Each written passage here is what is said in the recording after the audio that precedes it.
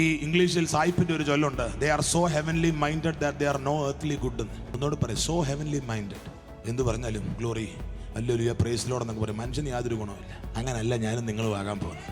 ഈ മിഷണറിമാരെ ദൈവം ഇവിടെ അയച്ചപ്പോൾ ഒരു വചനം മാത്രമല്ല കൊടുത്തത്, അന്നം കൊടുത്തു, വിദ്യാഭ്യാസം കൊടുത്തു.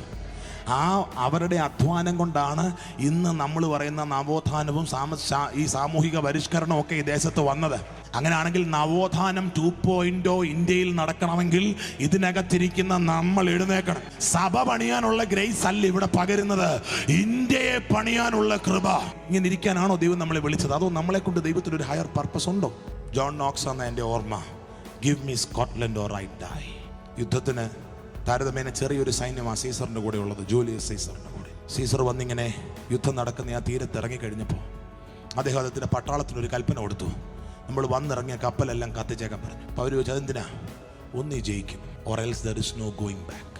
നമ്മൾ ഈ തൃപ്തിപ്പെടുന്നത് എപ്പോഴാണെന്നറിയാമോ? നമുക്ക് ഓപ്ഷൻസ് ഉള്ളപ്പോഴാണ്. ഇങ്ങനെയൊക്കെ പോയാലും തരക്കേടില്ല എന്ന ഓപ്ഷൻസ് ഉള്ളപ്പോഴാണ് നമ്മൾ ക്വിറ്റ് ചെയ്യുന്നത്. എന്നാൽ സഭയോട് കർത്താവ് പറയുകയാണ്, failing is not an option. പുറകോട്ട് പോകുന്നതിനെ കുറിച്ച് ചിന്തിക്കാൻ പോലും പറ്റത്തില്ല. നാം എഴുന്നേറ്റ് പണിയും. ആധിപത്യം തോളിലിരിക്കുമെന്ന, തോള് ശരീരത്തിന്റെ ഭാഗമാണ്, ശരീരം സഭയാ.